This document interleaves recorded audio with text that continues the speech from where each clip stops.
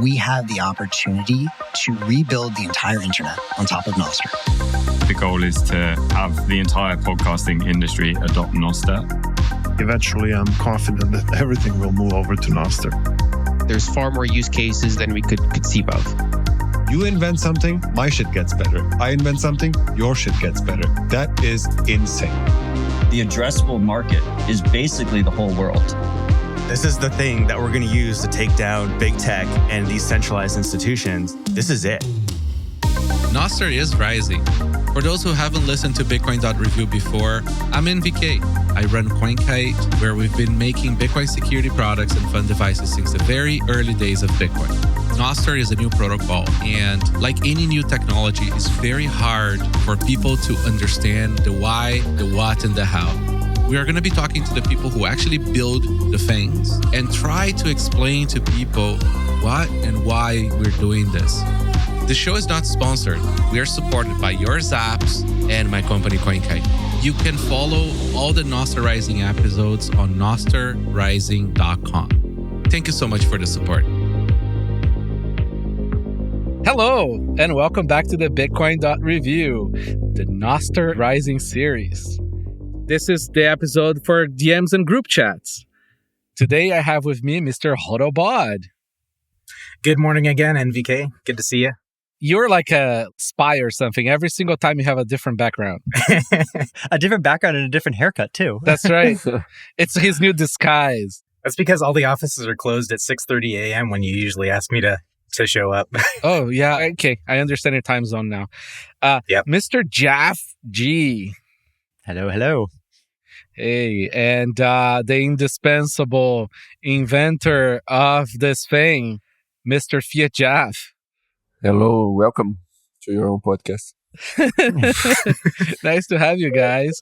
So today's episode is about communities, DMs, and some of the non-kind one interactions. Everything is about kind one. Not today. Not today. So guys, I guess let's give a little premise of what's going on with DMs and group chats. How about DMs first? Is now when we start bashing on NIP29 right from the beginning, or? Well, if you want to talk about DMs, then no, we have to wait a little bit, but we can start there too. All right. So how about you guys pick? Go ahead, Jeff. Let's start with DMs. They're old. They're still a dumpster fire. I think that's the main premise, but they're getting better and they're about to get a whole lot better, but we need a little bit more time. That's all. Yeah, that sounds about right. I actually have I want to know if Jeff agrees with me, because if he agrees with me, then we can enforce consensus. And the whole network has to listen to the Nostr CEO. So what if everybody just turns off DMs? It's kind of dangerous right now. People have this expectation, right, that DMs are private or private-ish, or at least they're not going to be made public to everyone. And if your private key gets leaked, everyone is going to see your DMs. Every single DM you ever send, all of them, right? Yes. And for all time.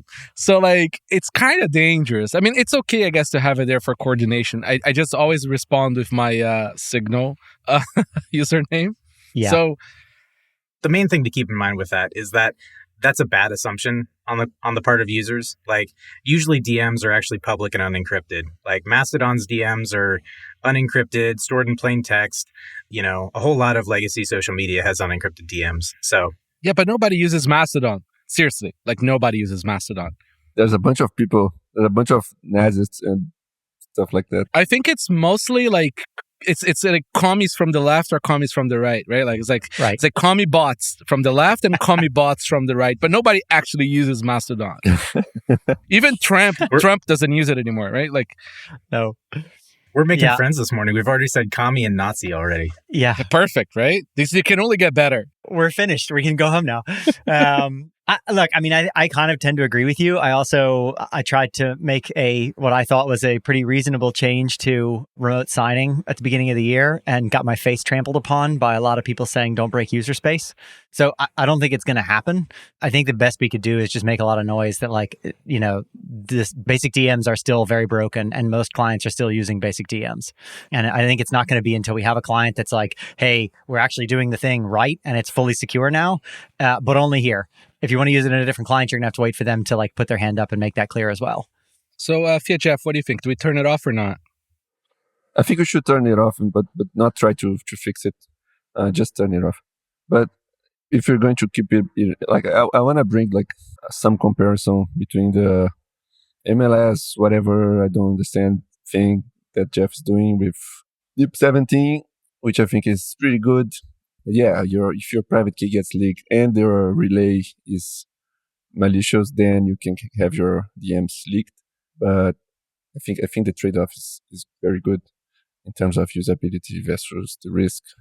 And also, no one should be doing super secret things that if they're leaked, your entire life is ruined. I don't think they should be using a computer for these things. So, but they will. I think I want to hear from Jeff. How is the MLS? Maybe can you explain? Because I have no idea. You write these gigantic articles about it. Walls of text. It's how I keep people off my back because I put the wall of text out there and then everybody's like, I don't know. He's doing something. He's doing something. It must be serious. It's a lot of words. Must be serious, yeah. So, where to even start? Okay, so let's run through the DM specs real fast just to make sure that it's really clear. And I did do a talk on this so people can go look that up. It's probably a better visual format to do this in. But the very high level is NIP 04 was the original one. It doesn't try to hide any sort of metadata. It literally just encrypts the content in a pretty basic way. That's mostly what all clients are still using. Primal uses that, Damus uses that. I think Amethyst still uses that, even though they've also support NIP 17. It's kind of the standard one that's out there. NIP 17 was kind of born out of two other NIPs, 44, which improved the encryption that we were doing, which Hodlbod, you worked on a bunch with Paul. That was a big step up in just making sure the content was encrypted better, but it didn't do anything about the metadata. Wrong. It does do a lot of things about the metadata. No, it doesn't. It hides the sender. It allows you to, the message is not signed, so it can't. That's 59, but that's 59 though. No, but 17 uses 59 inside. So. Exactly. Yeah, we got 04, 44, 59, 17, yes. 104. And we lost all the audience by now. It's all gone. It's all gone. No, but there's another measure there, which is that you have to explicitly say that you want to receive a message in a specific relay that you trust to not leak your stuff. Unlike NIP 040, which is no one has any idea of where to send the message, so they just blast it to all the relays in existence. That's true. So I think this is a very significant change. 17 is a big step up over 4. I totally agree with that. It's a huge step up over NIP 04. Okay. I guess it's just at the beginning, I don't think it's clear to a lot of people that it's actually multiple parts all put together, because with 44, you got better encryption. With 59 and gift wrapping, you got to hide the metadata. And then, like you said, 17 kind of pulled that together and then added that extra step of, you've got to signal that you can accept these types of messages and this is where you want to accept them. So it is actually much better. But again, it doesn't solve forward or backward secrecy, post-compromise security. It doesn't really give you any sort of ability to do group chats. I mean, I guess you could brute force it and just, fan out to every single person in a group, but it would take a client managing that in some special way that it would be sort of out of the scope of 17. Yeah, the spec says something about groups, but I don't think it's a good idea. Yeah. The way groups currently work with 17 is that you encrypt your message for each recipient. So at minimum, you encrypt it twice, once for yourself so you can load it up later, and once for the other person so that they can receive it. But if there's 10 people in the chat, then you're sending 10 messages every time you send a message, right? Which is how a lot of these more secure encrypted messaging systems already work. I believe this is how Matrix works, and that's why it can't scale past 1,000 users. The Matrix is unusable. I love what they're doing, man. I see, it's not shitting on it. I absolutely love, you have to give props. It's a very hard problem, right? But we're trying to think of Twitter's scale here. You basically either have that like sort of exponential growth in number of messages, or you have shared keys. And so that's how a lot of messaging systems scale, is using shared keys. But MLS creates a hierarchical key structure that allows the number of messages to scale logarithmically with the number of participants. So it like finds a really good happy medium. It's actually even better than that. You publish one single message when you want to publish a message to the group, and everybody in the group, only the people in the group have the context to know to look, where to look for that message. That's pretty good. Yeah. So it's basically, it's very, very easy. It's like a single publish.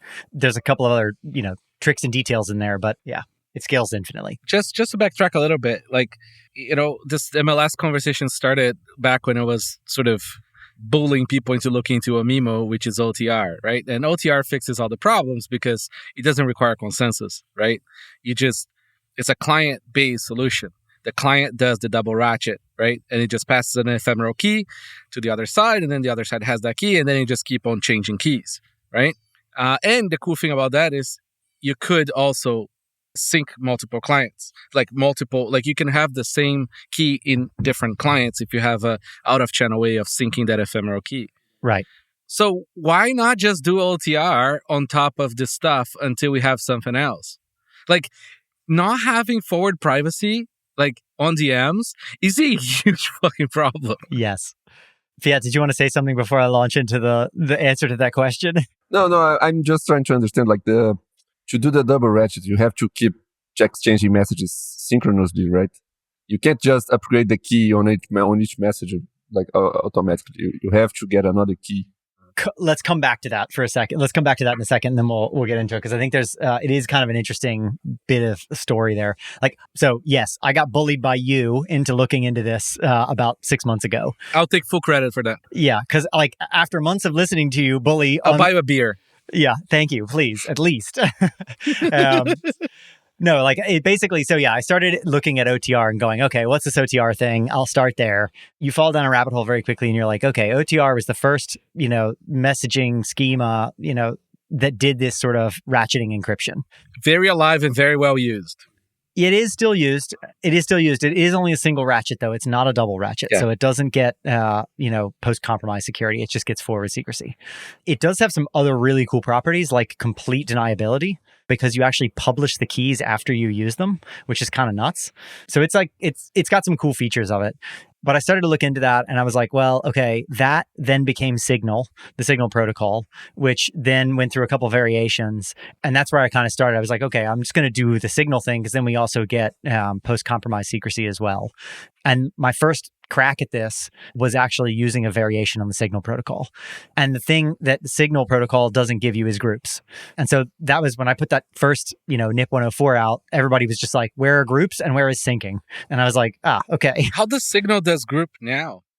They do fan out. Oh. So for smaller groups, they do just total, individual messages, but because it's going to a centralized server, it's easy. No, it makes sense. It's very easy.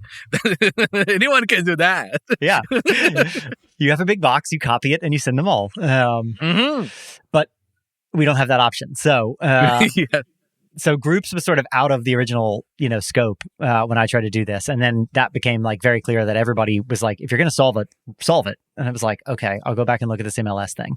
Fiat, to your point, you do have to synchronize keys. So you basically use for lack of a better way to describe it, a complicated way of a Diffie-Hellman exchange to get a shared key among the group. And then from that point, you are ratcheting, in a very similar way to Signal, you're sort of ratcheting off of two ratchets. And those ratchets sort of create other sets of ratcheting keys. And the thing gets refreshed basically anytime someone sends a message to the group that changes the group state.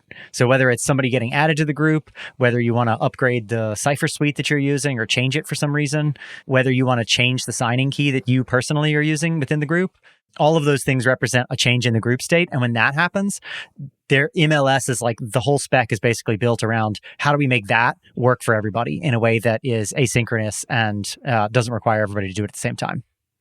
So you don't have backwards secrecy thing? Yeah, you have post-compromise and forward secrecy. Yep. That's why when you join those chats, essentially you can't see the previous messages. Exactly. That's the reason. It's per session encryption to whoever is on that. So, but you don't change.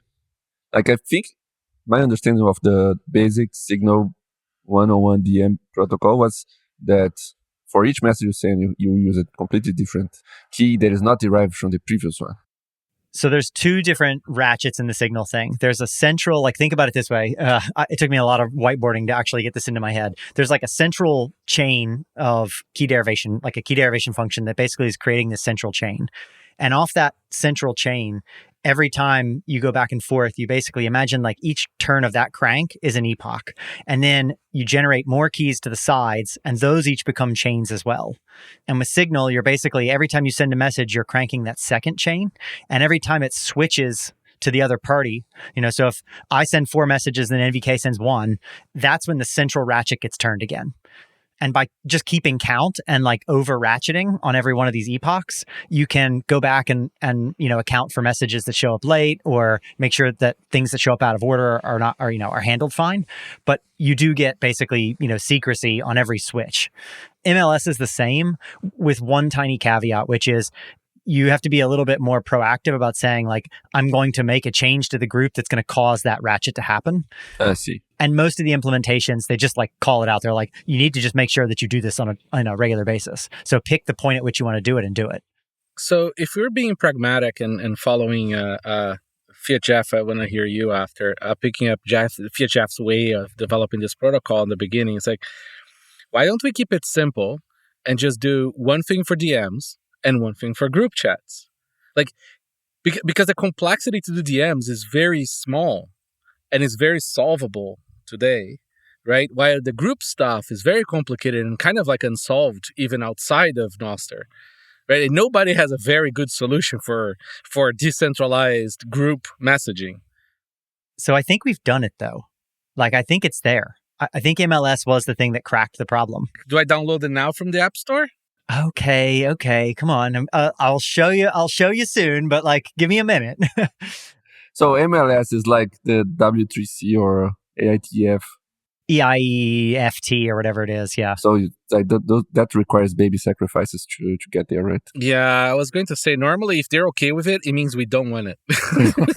Yeah, that's like the rule of thumb with this kind of stuff. It's like, it's very simple, really. Like, I mean, TLS, we use that on a regular basis. We don't want it. We just don't have a choice.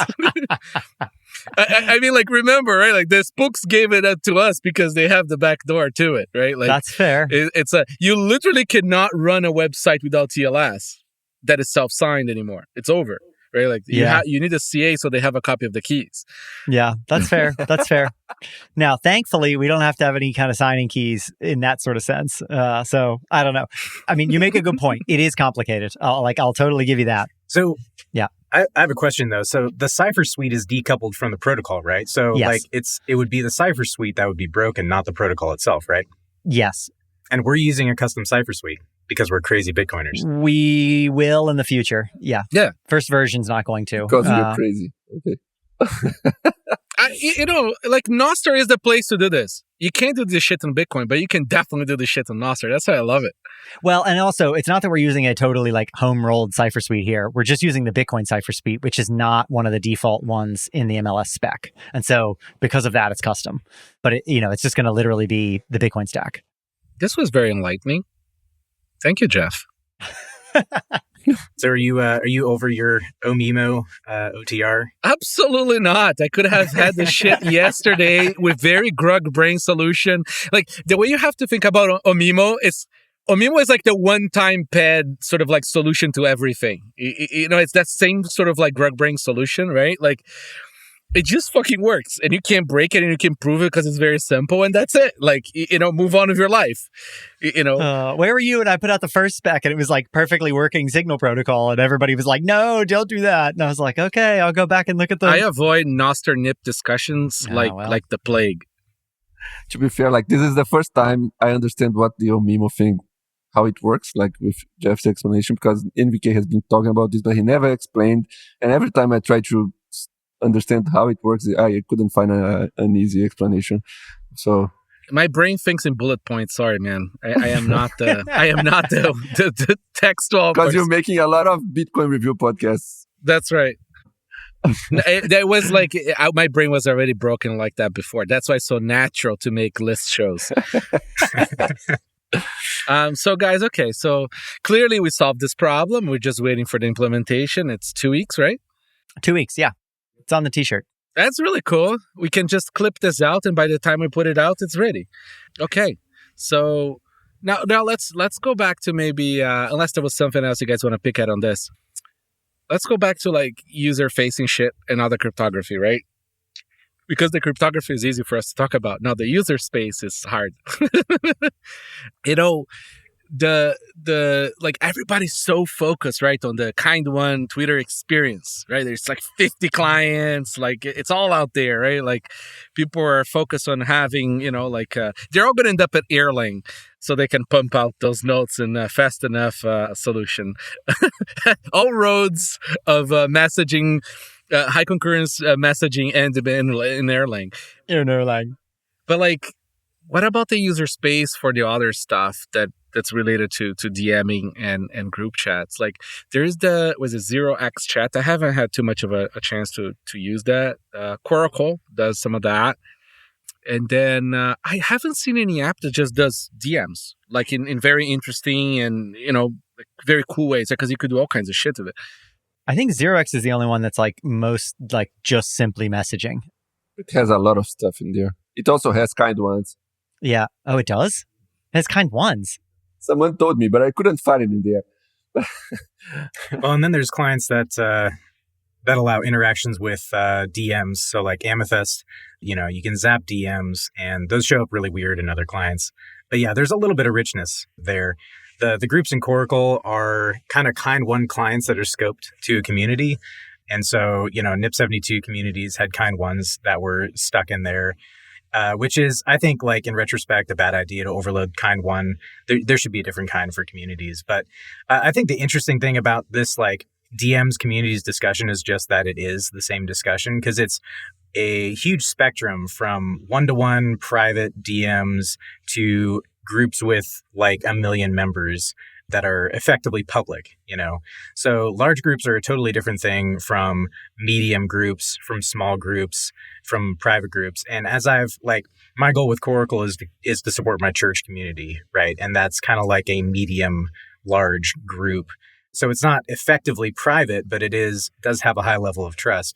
But then the next question is like, well, what do you want to do in the group? Do you want to chat, or do you want to like post classified listings, or communicate, in real life sort of events, or are you working remotely with other people? Is it like a work thing, or is it like a, gamer thing, or, all these other verticals are completely different.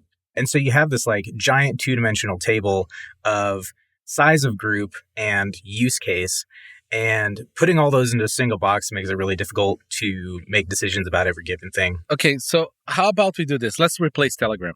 Right? Because Telegram is garbage. Everybody should delete it.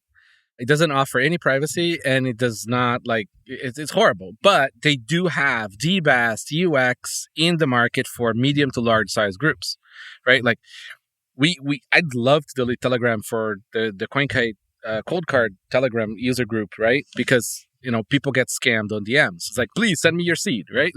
Yeah. There is no signed. It's impossible to prove like which user is the most properly, like which user is the real one, right? And I have this hunch that I really think that Telegram profits from all this scamming. Like somehow they have part of their business model. They're maybe not directly, but indirectly they're profiting from all this, because it seems like it only gets worse, and they provide only less tools to deal with them and more tools for them to scam. So it's very sort of telling, right? I think most people are migrating from Telegram DMs. People use WhatsApp, people use Signal, people use Apple and Google. Google and Apple are going to start talking to each other for SMS shit, right? For the that's happening soon, because they're getting both sued by every government in the world.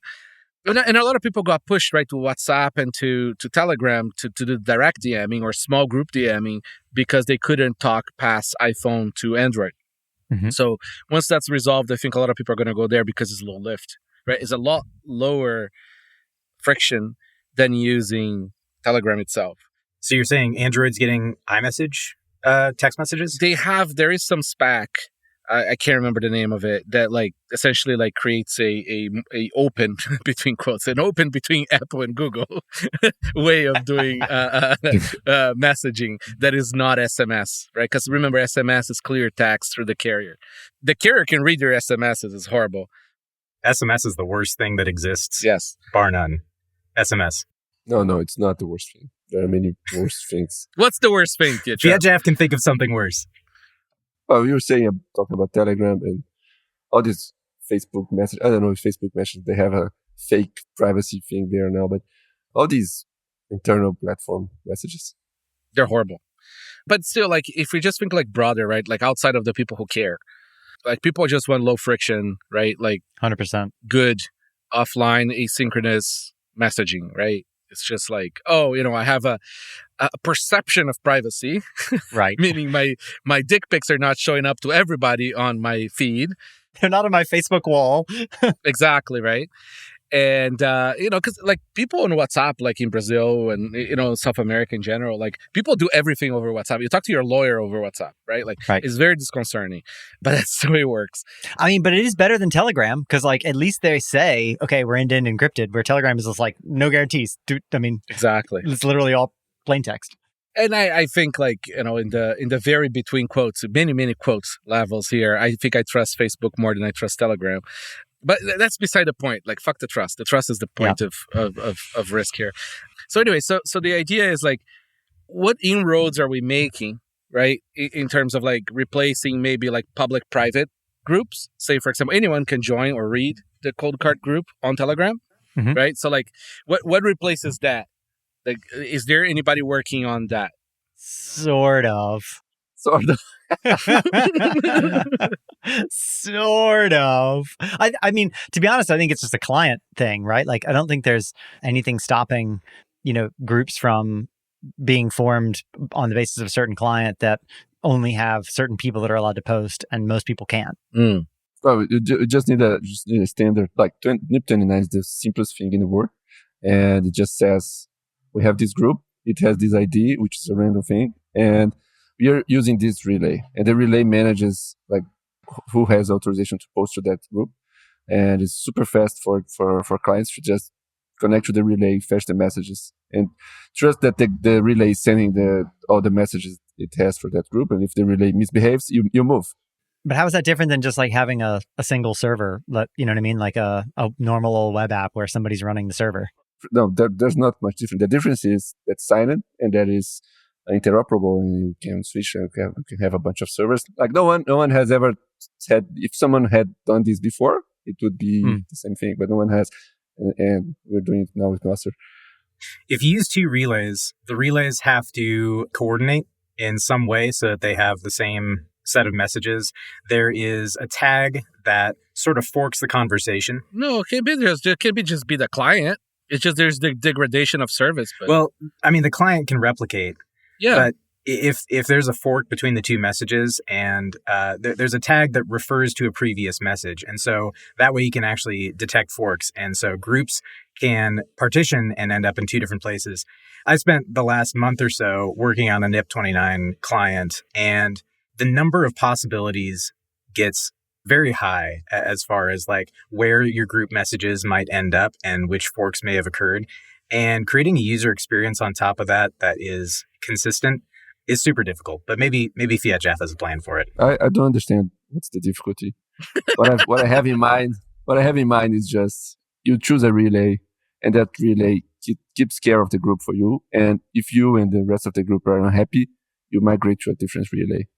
If there's a single relay, if there's a single relay, that's fine. It kind of loses a lot of the censorship-resistant benefits that Nostr gets, but that's fine.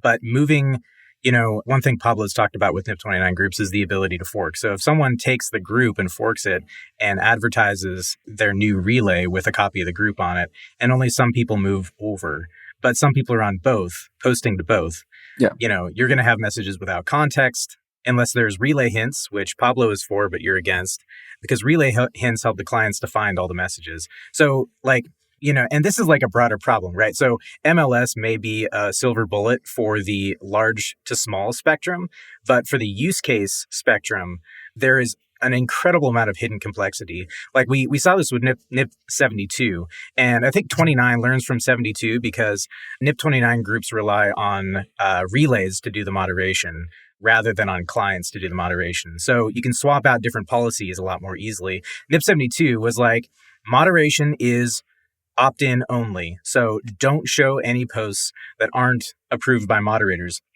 And no one uses NIP 72 communities anymore. They're completely dead because moderators don't want to sit there clicking approve on every single post that gets pushed into their community. All you need is a DVM.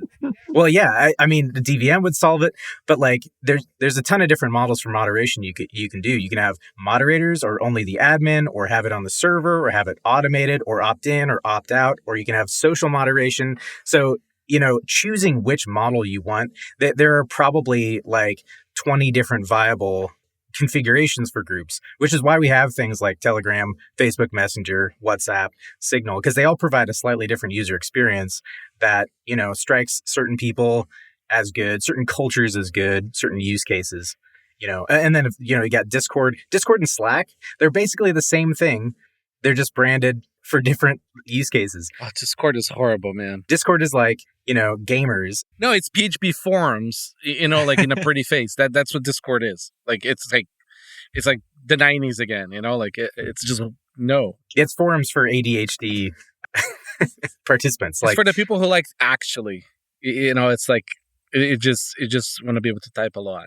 But it's all closed, and you have to have a user in that DB of that specific community. You know what I mean? It's like centralized. It's a terrible thing. Well, Discord is really funny because I think of NIP 29 as a suitable Discord replacement, because Discord did all the pioneering for us. They invented the term server in the consumer mind. Servers are mysterious, but on Discord, you have a button that says add server. And yet on Discord, when you add a server, it's not a new server. It's just another record in their database, which is insane to me. Like, all we need to do really is just make a Discord clone where when you click add server, it actually adds a server. Yeah. Adds a relay. Yeah. But like that has this vibe of like sort of centralizing and sort of like segregating, right? Like, it feels like you're partitioning off with the whole sort of awesomeness of the public social graph. I mean, I guess that's fine, right? Groups are closed anyway. Like, groups have moderators, have owners. Yeah, I guess what's cool is that you do get to be already Nostr native. So integrating external things is easier, right? So if you want to quote a note from the public square, it's very easy, right? Like, exactly. If you want to bring in anything else, it's easy in, hard out. Yep. Yeah, the term I use for this is permeability or semi-permeability, right? So you can do that with public groups, but you can also do it with private groups. You can pull things into the private group or potentially selectively export things. So, if you're the admin of a private group, you can, potentially highlight, repost things from the private group to the public area. They won't be, if it's like NIP 29 comparable, 17 comparable, they're not going to be verifiable because the signature is stripped. But you can have these things where it's like you have a public view of the group, like you were talking about with the cold card stuff, where not only can public viewers not post, but they only see a subset of the post because, it's configured in a particular way. And, you can support that with relays. That's another one of those crazy policies that would be complete insanity to actually build into a client-side protocol where all the clients have to agree on this very specific user experience choice, farming that out to relays. So the relay can just write a script on its end and then have a different view based on whether the user is authenticated and a member of the group. That's like really lightweight way to solve this. So I like the NIP 29 approach. I have potentially given up on 29, and I think something even simpler would be better. But that's neither here nor there. Okay. Well, I just want to say that NIP 29 is a compromise. Like, it will sound ugly to all the people that are thinking about, everything is everywhere and everything's open and now you're centralizing stuff. But it's a compromise to make the thing work for large groups and for public-facing groups. Yeah. And like Telegram has a bunch of these super groups that are public. And like Nostr itself is also a compromise. Like, if you show Nostr to someone that is peer-to-peer, like guy that wants everybody to run their own server on their own home and connect directly, then the person will think Nostr is retarded. But what about binary event formats? When are we going to get those? Oh yeah, we should definitely go back. No, screw JSON, please. Screw JSON. Hey, I like JSON. Yeah, of course. Absolutely. You like JavaScript? Well, no, but we're going to upgrade JSON to YAM, and it will be much better. Oh God, I hate YAM. I think the problem with 29, just to get it out there, is I think it's too opinionated. There's actually first class moderation requests and access requests and stuff. Some of that is necessary, but I think it's already more opinionated than needs to be to support the sort of open-ended relay centric approach for groups. So I agree with you, but I didn't have a better idea. Cool. So I think that there's a couple of things that sort of, it confuses people, right? Because, especially Bitcoiners coming from the hard consensus and the ultimate cockroach protocol in the universe that is impossible to queue as long as somebody has one copy of it, right?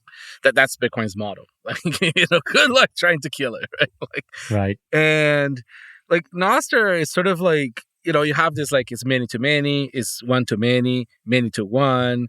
It's like private, public, public, private, private, right? Like you can run like Nostr in your CompuServe, right? Like and never talk to the rest of the Nostr network. Like you know what I mean? Like it's and then you can take your kind ones in a pigeon, like and push it back into the network if you want to, and have them show up on your no social feed, where the commie bot can take it down. And it's hard for people to deal with something that is so flexible, I guess, right? Like, it's too much to build. Right. It's like you have this completely new thing and now you can rebuild everything in it, right? Like, and then you have this paralysis of like, yeah, but where should I go? There is no rules. It's the empty canvas paradox, right? The thing that I'm finding much harder over time is that question of like, how do you make something that makes sense to a user, right? Because just because we can build something that's exactly the same user experience doesn't mean we want to, but going ultra wide and really flexible also makes no sense to most people. They're just like, yeah, but what am I supposed to do here?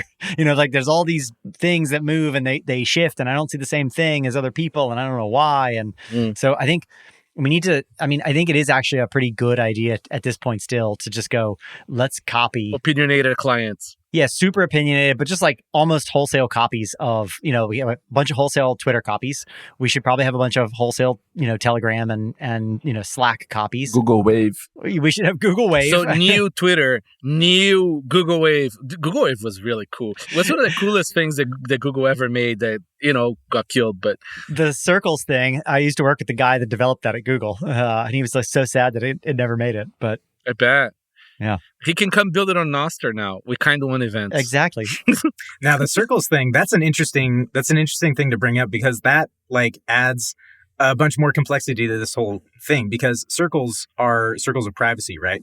And so they're groups. Right. And they're groups that are centric around an individual person. And so you basically need a way in order to create encrypted or protected messages of some kind and then selectively share access to those with other people. Probably a relay-based approach would be a lot easier. Like trust a relay to authenticate your circle and, put your messages on a couple different relays and then advertise which relays, which circles can access or something like that. But do you know how I know we're really, really, really, really ultra early? Nobody built a Yahoo Pipes-like thing for Nostr yet. It's kind of like how, like Jeremy built Sapio builder maker thing, like you have Scratch, as soon as like you start having people build this sort of like a visual block building for building tools on a new technology, you're sort of like, now you're early. You're not like ultra early yet anymore. I'm like pulling up Yahoo Pipes because Yahoo Pipes was one of the coolest things ever made. Yes. It was so awesome. It was really, really cool. But one of the things of Yahoo Pipes was the integrations, right? Yes. Yeah, and if you're doing that only inside Nostr without integrating with Google or whatever, then you actually don't need the Yahoo Pipes. Like you can make a bash script. Everybody else can't. Yeah, you can make a bash script. You think normal users can't do Yahoo Pipe stuff? Oh, it was very common, man. Like inside companies, like there would be like one dude that goes there and just, like does a feed coming from all these little places that get transformation and stuff. Okay. I mean, there's still a ton of those businesses, right? Like Zapier still exists. They're huge. If this, then that. Yeah. If this, then that. There's tons of them.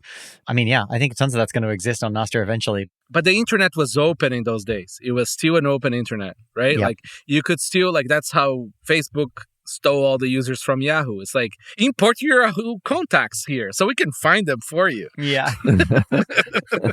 Right? Like it was really like those hacks that those companies did for growing, right? Like were the things that caused a lot of the companies to close down their data, right? Because, like they just come in and take their users.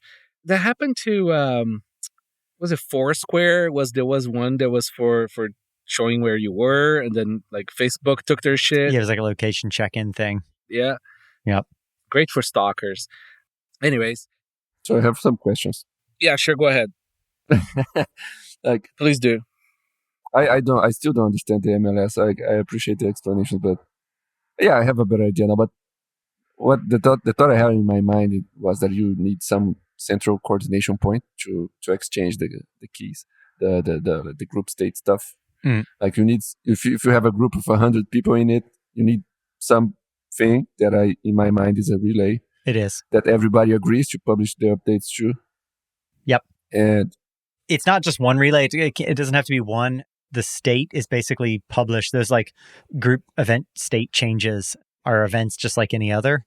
And the blob that's, encrypted inside them, everybody has the key from the prior, state in the group to be able to decrypt it and like pull out what's in it and like how to apply those changes to their group state in order to all arrive back at the same place.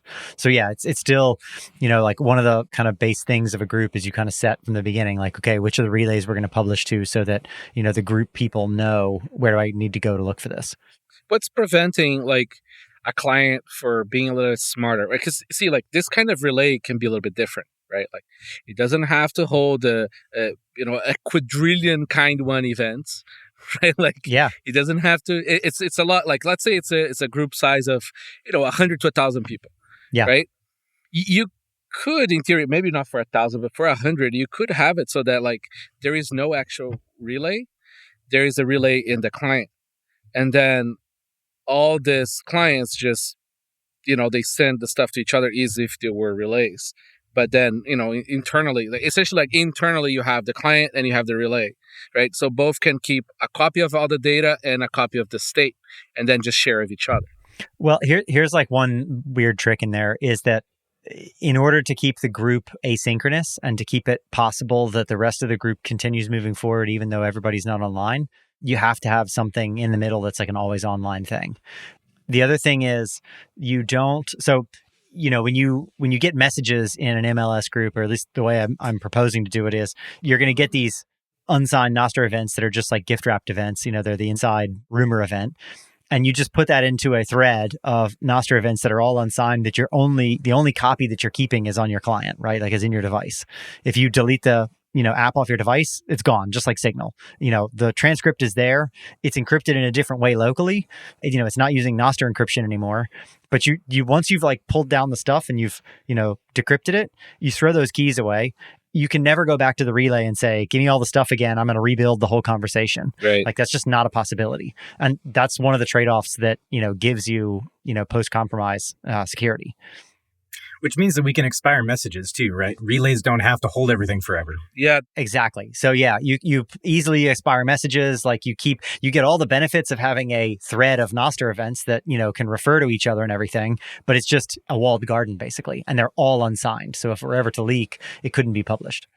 My hunch here is that like, this is awesome, but it's too opinionated. So it's going to be very hard to find consensus, right? So is it possible to maybe have more than one spec for group messaging that is like you could in a reasonable coexistence? You could. I'm sort of. I think I'm trying to make this the most straightforward that is very interoperable as possible. Like way we could do this. Most of the actual MLS complexity is completely taken by, an MLS implementation, like a library that just does the MLS, like crypto rotation stuff. So Nostr clients aren't going to have to think about any of that stuff. It's going to be, how do I publish these 3 or 4 event kinds that I need to publish? And what do I do when I get these events in? And more importantly, how do I actually be a secure client? Like, how do I store this information securely so that it doesn't, leak? Apple OTP, right? Yeah, exactly. So I have a startup idea for somebody here. You can just take this idea and go raise money right now. So the name of the app is called Dunbar. Okay? That's the name of the app. Any group cannot be more than 150 people in it. Okay? And it's private and it's based on Nostr. It's going to be great. That exists. It's not based on Nostr, but I had the guy who made it on my podcast last year. Really? 150.earth. Seriously? Amazing. I did, yeah. That's cool. It's really good. 150.earth. It's a brilliant idea. I completely agree with that. No, it's like, I'd love things like that. It's like, sorry, the group is full. Like, I literally cannot put you in. Yeah, you have to remove friends from your network in order to add new ones. It's great. Sorry, you got voted out of the island. That's great. I like that. That's really cool. The guy who did it has this whole theory about consensus propagation from like leaf nodes to the center. It's really well worth reading on his blog. This is cool, actually. It is cool. Yeah. Why is this guy not building on Nostr? Seriously. I tried to get him over, but he's doing it for only iPhone. He wants the UX to be perfect. Oh, God. Yeah, that's perfect. He can do that. There's he can do that with Nostr. It doesn't matter which platform you build on. So why don't we get the clip from this show and send it to him? We should. How can you prevent how do you control access in these MLS groups? In what sense? Like, how do people join a group? Yeah. They have to be invited by someone that's in the group. Anyone. Okay. So anybody in the group, I mean, there's nothing in the spec itself that, like the MLS spec, that requires permissions. I think we're going to have some sort of straightforward, base case, or we just say, no, there's no permissions. And like anybody that's in a group can operate as an admin on the group. That would be horrible. Well, I know. And so that's what I'm saying. That's how you kill a community. Communities need like a CEO of the community. Right. So I think, and this is like one of the things that came out of Nostriga a couple of weeks ago, was that there needs to be some simple, like super simple way, but very simple way of just saying, these are the admins and only these people can do these a couple atomic actions. Which is easy to, you can pass that data around. That'll be perfect. Yeah. What happens if someone that is not an admin still does the action? Like everybody has to download it and ignore it.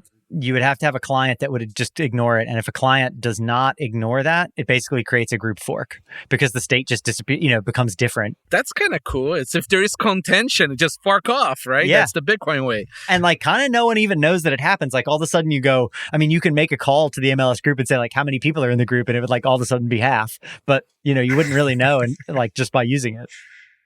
Interesting. So you could make a little voting consensus system between there's like a M of N out of the folks that are designated admins. Yeah. Right.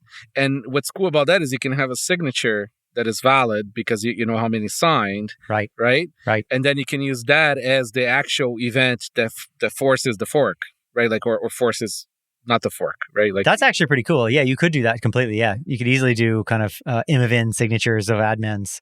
Because otherwise, how do you enforce because there's a race condition there, right, for the vote? Well, there is and there isn't. Like the race conditions are handled in the spec. It's like the last chunk there because those group state changes have to be applied. That's the only thing that has to be applied in order. And so if you get two in the same second, there's a real simple mechanism, left side of the curve. It's just like, look, take the lower ID. That's it. and if it doesn't, and if like in your commit's the one that gets thrown out, fine, just repropose it and it'll get done again. Like there's no like major deal there. It's not that hard, but basically it does require the clients to operate in a very similar fashion if they want to actually be interoperable. What about spam? Well, if you've added someone to a group and they start spamming, like you throw them out. What if you're not in a group but you still send messages to that group with invalid encryption, but it still forces everybody to download your crap? It's actually pretty easy because, well, one, the group ID can rotate, and it should rotate on a regular basis. And so you just, the group, assuming clients are going to handle this, the group will just rotate their ID on a regular basis, which also obfuscates how many people are in the group, how active the group is, that sort of thing. And so, yeah, you could have people spamming random group IDs. But the only thing they have to do is like, one gift wrap unwrap before knowing that it's, invalid. How big is the ID? It's just a, batch 32 ID, basically 32 byte ID. That's so you can have like what's the entropic space there? It's like 2 billion. Yeah, it's big. It's pretty big. That's actually really exciting because NIP17 is completely vulnerable to spam right now. Mm-hmm. Maybe like proof of work or like whatever. But if you're sending something with no metadata on it, but to a persistent recipient ID, then you can't protect yourself because you don't know who the sender is ever. And relays don't know either. But if the group ID, if the recipient ID is changing all the time, all you need to protect yourself against spam-wise is invites to groups. So like you could still spam an individual user, right, with invites? Yeah, you could. I guess the other thing that makes this fairly straightforward is you would only get to the point in most cases of not being able to ungift wrap the outside, the outer wrap on the event, right? Because as soon as you can't do that, you just fail and stop. Because they won't have the key that they need because they're not in the group. Like the gift wrap is not done with their personal keys. It's done with a shared key from the group state. So like very quickly you're like failed, just dump it. Like it's one operation to check that failed and you don't have to do anything else. Is there any way to delegate that to relays so that, either your personal relay with some trust or public relays can drop events without having to have the key? You could. I kind of don't think it's an issue, right? Like I think, clients, once this becomes an issue, clients will get smart about rotating, group IDs, and they'll just do that. They'll start to see like an uptick in spam and they'll just be like, oh, we're going to rotate the group ID straight away. Yeah, but you can just have a nefarious, like a quiet nefarious person in there that all that they do is like a bot that just shares the new group ID to the spammers. That's what I would do. Yeah, I mean, if you had that, you could just nuke the group and start over. But like, you know what I mean? Like, but you can see the group ID in the public events or not. You can see the group ID in the public events. Yeah, that's how the group knows what to fetch. But you don't know which group ID it is because it's published from an ephemeral key. So it's not published with your keys. I can just see like Kali listening to this and like immediately figuring out how to stick cashew into this. So there's like, because I can see payments becoming like a complete part of the dynamic of the group, right? Where, to post, maybe you have to pay. Yeah, 100%. Pay to post or because now I can see how like people making adult stuff is trying to like monetize their like little channel or whatever. Yeah. Can you have one that's like a broadcast model where it's like you have a private group that you allow to see your stuff, but they can't talk back into it? Yes. That's how people use Telegram too. Exactly. There's a way to do MLS groups where join can be done without an invite. Like you can have an external join. It's outside of the scope of this spec for now, but it's the same thing that's handled by permissions as well, though. Because like if you had a group where it was like anybody can be added to the group, but they don't have permission to say anything, that's just kind of a client-side decision. That's like a pretty straightforward thing to do. So what's the plan here in terms of like, are you building sort of like a proof of concept client kind of thing, and it's going to be called Dunbar? It's not going to be called Dunbar. You can try to convince me of that later, but it's not going to be called Dunbar. The bullying starts again. The bullying starts again. I am building a client. I think it's going to be beyond proof of concept, reference implementation. Like I want to build the client. I want to build a really, cool, strongly secure client that does it really well. So I've started on that kind of coming out of Nostr. It's a little ways along. It's still got a lot to go, but it's going in the right direction. Whatever you do, if you build a group talking system, don't land your airplane in France. I will not land my airplane in France. I'll just stop going to France altogether. Just putting that out there. Like, don't date crypto celebrities and don't land your airplane in France. Well, but now France is easy, but what are the other countries you shouldn't land your airplane in? There's a lot of them. Australia. Well, the good thing is, if the protocol is made right, then there really is nothing else you can do. Right. That's the way to do it, right? Right. Build it right. Don't go to jail. Exactly. Yeah. Very cool, guys. Very, very cool. Listen, we should start wrapping up now. Like this was very enlightening conversation. I really enjoyed it. There was a lot of information that came out of your wall of text. We finally got the digestible version. Yeah, the usable version. Yeah. Any other points or questions by Fiatjaf that we haven't touched on? No, I don't think so. I think the MLS stuff would be great combined with NIP29, but I already know that Jeff's not going to like that. So, well, we'll see. We'll see. I don't know. We'll see. I mean, it kind of is, right? Like you have to. The group has to choose its relay. Everything else is handled by the actual protocol. Well, I mean, you're gonna experiment, right? Like, and with this kind of stuff is very easy to theorize, and then once you start having users coming in there, and like the people starting to pen test the thing, it's just things change. Yeah. Anyways, it's just very cool. Like, it's nice to know that there is something, coming out, and it's like this mature between quotes in terms of research, and like I'm looking forward to it. Any final thoughts? Mr. Hodl. Sorry, Mr. Hodl. Hodlbod. There's a lot of Hodls in this space. I don't know what he means, but there's a lot of Hodl people. Yeah, I mean, I would say the most frustrating part of this for me has been the iteration. So many things have been tried and have not really been either adopted or have had these trade-offs, but we're learning. So, 2 weeks TM. We'll get there eventually. We're learning on the job. At least I am. So, but I'm really excited to see the progress that we've made over the last year. NIP 72 communities was a year ago, I think. Yeah. It's pretty good. I mean, learning on the job on Nostr is a lot cheaper than learning on the job on Bitcoin. I mean, the amount of Bitcoin that we all lost trying to learn how to serialize transactions, it was $1 or $2. Mr. Jeff G. No, I'm just psyched to be working on this stuff. I mean, it's so much fun. And I think, I really, really, really hope that it turns out the way it seems to be going and that we're going to have properly secured EMs. But like Hodlbod said, if it doesn't pan out, doesn't work, then we'll have learned a ton and we'll move on to the next thing. Finally, Mr. Fiatjaf, the CEO of Nostr. CTO or CEO, what do you prefer? I never asked your preferred pronoun. CCO, maybe. CCO, okay. I'm not going to ask what you mean by that, but final thoughts.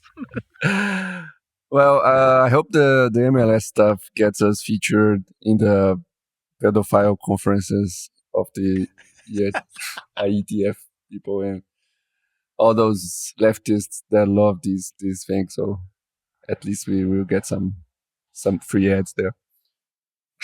Okay. I can't wait. We want all the consortiums of the people who do things we don't like to like it. That's great. That's the correct principle there.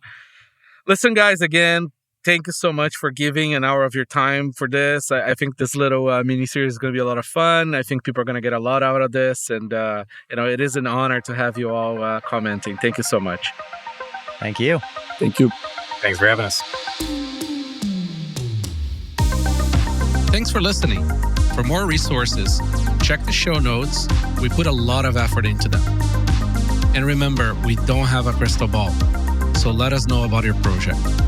Visit bitcoin.review to find out how to get in touch.